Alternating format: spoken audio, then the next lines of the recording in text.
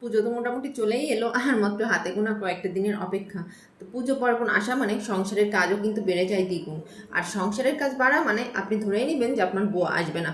তো কি আর করবো বলেন, বউয়ার আশায় বসে থাকলে তো আর আমার চলছে না, কারণ পুজো তো মোটামুটি একদম মানে দোরগোড়ায় চলে এসেছে। তো নিজেই যুদ্ধে নেমে পড়েছি, কি আর করবো। আসলে সারাদিনে কোনোভাবেই সময় ম্যানেজ করতে পারি না যে এক্সট্রা কাজগুলো করব, কারণ বাচ্চা দুইটাই ছোট, সারাদিন ওদেরকে অনেক সময় দেওয়া লাগে, আর ওরা জেগে থাকলে আসলে এই ধুলাবালির কাজ এগুলো করাই যায় না। তারপরও ভেবেছিলাম যে এত সমস্যা হবে না, কারণ বোয়াকে নিয়ে করে ফেলবো দুইজন মিলে।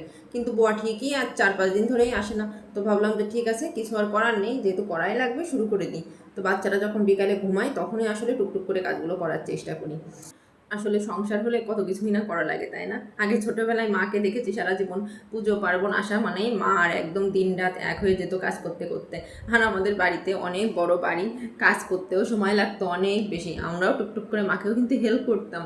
এখন নিজে যখন আমার সংসারের কাজগুলো করি তখন মনে হয় আমিও মনে হয় দিন দিন মায়ের জায়গায় চলে যাচ্ছি।